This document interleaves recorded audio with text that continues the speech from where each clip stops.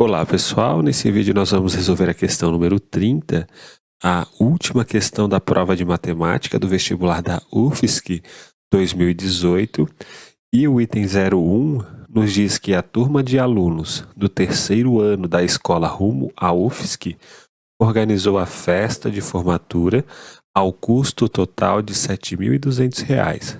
No entanto, 10 alunos não pagaram, ocasionando um acréscimo de R$ 60 para cada aluno que efetuou o pagamento. Portanto, o número de alunos da turma é de 40 alunos. Bom, vamos chamar de N a quantidade de alunos que existem nessa turma, né? N é o que nós vamos querer descobrir. E vamos chamar de P o quanto cada aluno desses precisa pagar para cumprir, né, com esse pagamento total de R$ 7.200. Então, se a gente pegar este N aqui, ó, e multiplicar por P, o quanto cada aluno precisa pagar, isso daqui resulta em R$ 7.200. Acontece que 10 alunos não pagaram, ou seja, a quantidade de alunos que vai pagar por essa formatura não é igual a N, mas sim N menos 10. Né? A gente precisa tirar 10 alunos dessa quantidade total aqui.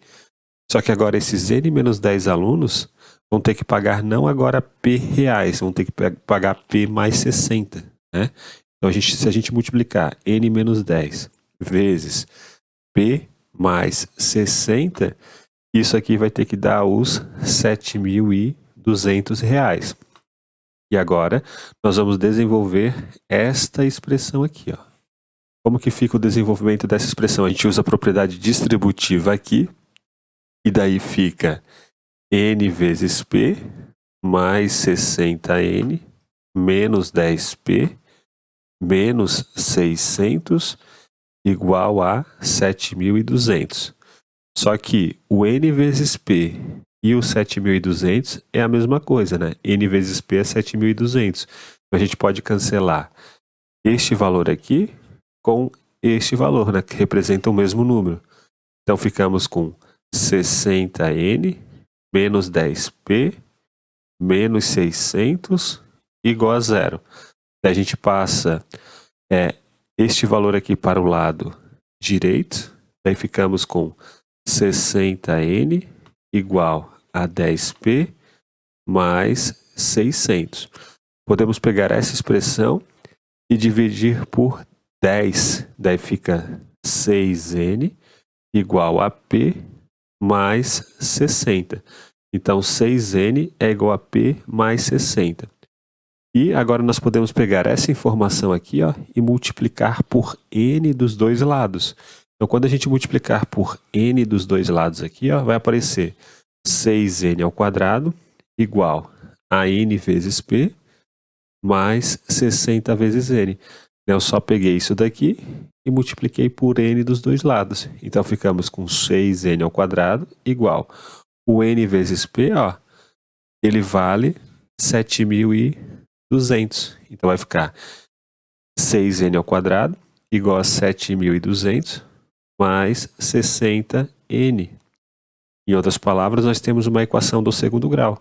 6N ao quadrado menos 60N menos 7.200, isso aqui igual a zero. E agora nós pegamos essa expressão aqui, ó, essa equação do segundo grau, e dividimos por 6 dos dois lados. Então, 6 dividido por 6 dá 1, então fica N ao quadrado. 60 dividido por 6 dá 10, fica menos 10N. E 7.200 dividido por 6 dá 1.200. Então, obtemos esta equação do segundo grau. N ao quadrado menos 10N menos 1.200 igual a zero. E agora a gente resolve esta equação por meio da fórmula de Bhaskara. Quem é o discriminante desta equação do segundo grau? É menos 10 ao quadrado, né, que vai dar 100, menos 4, vezes 1, vezes o 1.200. Ou seja, o delta é 100 mais 4.800. 100 mais 4.800 dá 4.900. Só que o 4.900 a gente pode escrever assim, né? Como 49 vezes 100. Só que o 49 a gente escreve como 7 ao quadrado. e o 100 a gente escreve como 10 ao quadrado. E agora nós usamos fórmula de Bhaskara para descobrir quem é este valor de n. Então, o n vai ser igual a menos b, mais ou menos raiz de delta dividido por 2a. Então, vai ficar menos o b, ou seja, menos menos 10, que dá 10, mais ou menos a raiz quadrada de delta, ó. A raiz quadrada de 7 ao quadrado é 7, a raiz quadrada de 10 ao quadrado é 10. Então, a raiz quadrada de delta é 70, né? 7 vezes 10. Então, vamos colocar aqui. Raiz quadrada de 7 ao quadrado vezes 10 ao quadrado dá 70. Então, tudo isso daqui, né? Ainda dividido por 2 vezes a, ou seja, 2 vezes 1, que dá 2. A gente exclui o número negativo, né? O n negativo. Ficamos apenas com o n positivo, ou seja, 10 mais 70 dividido por 2. Portanto, o n vai ser igual a 80 dividido por 2. Logo, o n é igual a 40. E o item 01 ele está correto. Vamos agora para o item 02. O item 02 nos diz que se duas retas no espaço não têm ponto comum, então elas são paralelas distintas.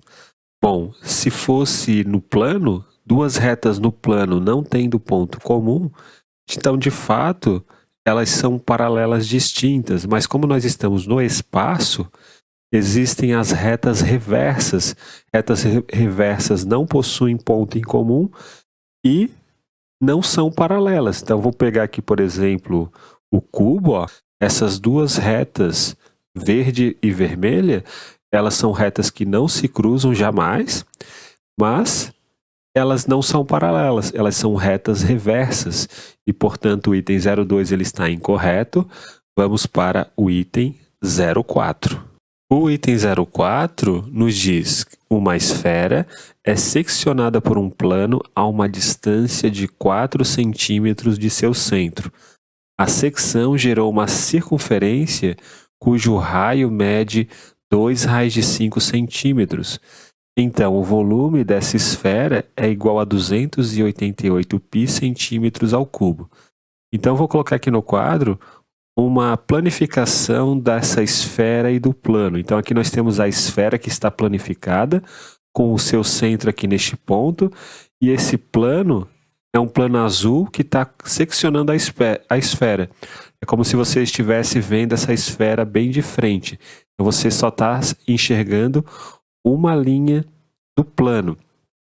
E, portanto, essa parte aqui, ó, esse segmento que vai daqui até aqui, ele vai, no fundo, representar o diâmetro dessa circunferência que o plano secciona a esfera. Então, aqui ó, nós temos o diâmetro da circunferência em que este plano aqui, ele seccionou essa esfera.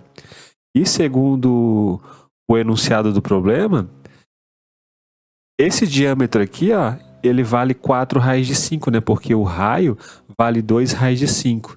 E mais do que isso, a gente sabe também que a distância do centro até o plano, do centro da esfera até esse plano, vale 4 centímetros, né? Temos aqui uma distância de 4 centímetros e essa distância que vai daqui até aqui, que é o raio da circunferência que o plano formou ao seccionar a esfera, ele vale 2 raios de 5 centímetros. Nós queremos saber qual é o volume dessa esfera. Então, o que nós podemos fazer? A gente pode ligar ó, este ponto aqui até o centro da esfera. E isso daqui nada mais é do que o raio da esfera, né? Porque aqui a gente tem um ponto da esfera, da superfície da esfera, e aqui é o centro da esfera. Se a gente ligar os dois pontos, esse R aqui é o raio da esfera. E daí, por um simples teorema de Pitágoras, ó, a gente consegue descobrir o R. Quem é o R?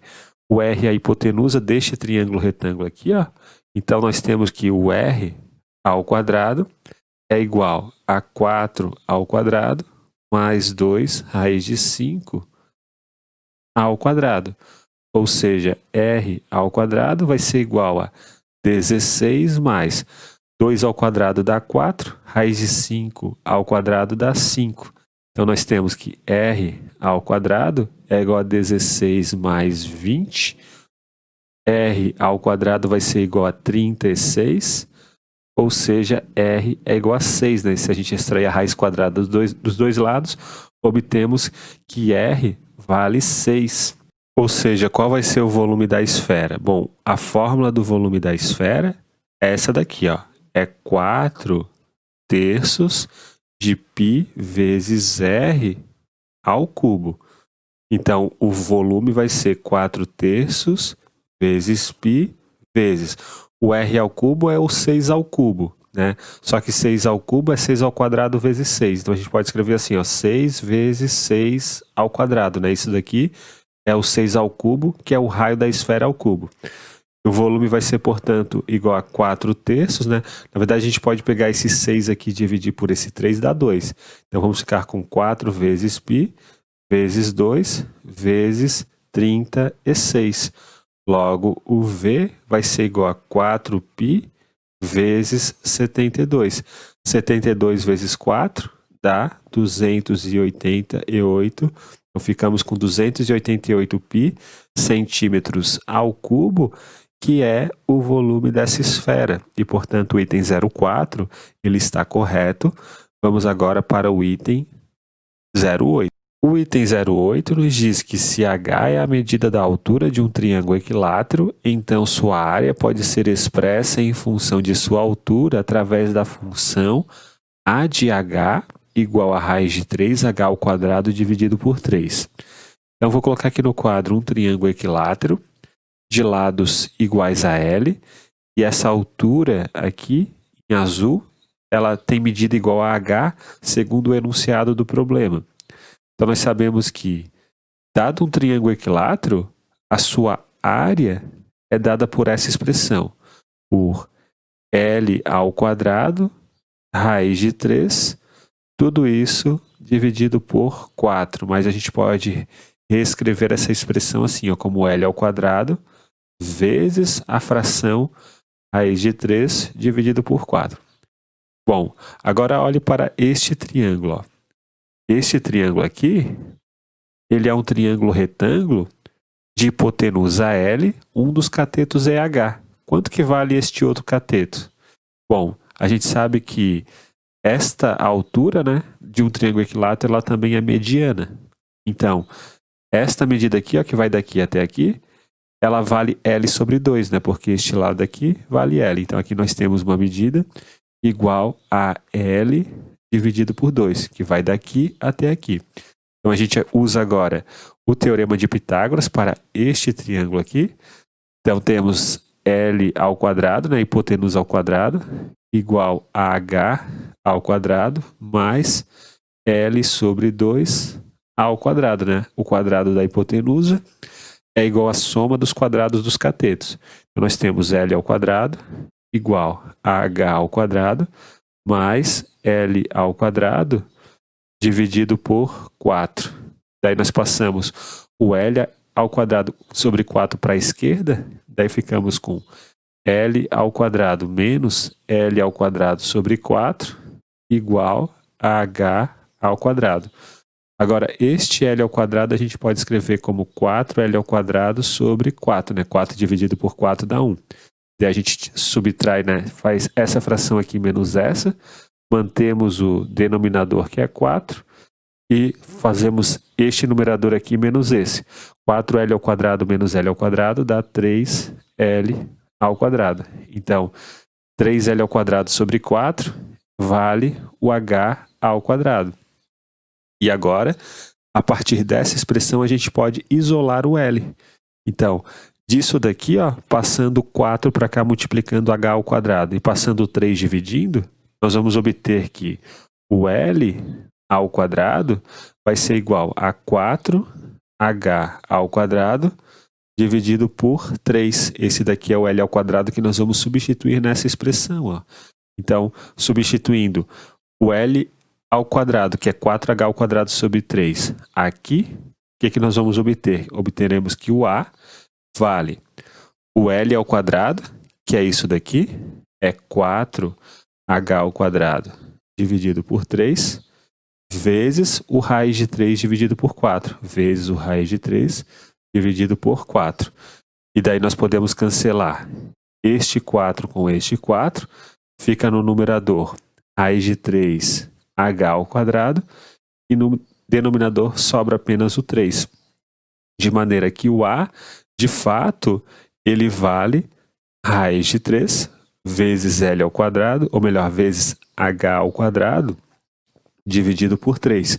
E, portanto, o item 08, ele está correto. Vamos agora para o item 16. 16 nos diz que se a projeção ortogonal da reta R sobre o plano alfa é a reta S, então a reta R é paralela ao plano alfa. Bom, este item está incorreto, né? Vou colocar aqui duas figuras. Antes vamos tentar compreender o que é uma projeção ortogonal de uma reta sobre um plano. Então, por exemplo, aqui ó, nós temos uma parte da reta, né, que é o segmento AB que pertence a essa reta, e projetar esta reta aqui ao plano significa que você vai ter que pegar cada ponto da reta e projetar no plano, né? Você vai pegar esse ponto aqui e vai projetar perpendicularmente no plano. Daí vai formar este ponto.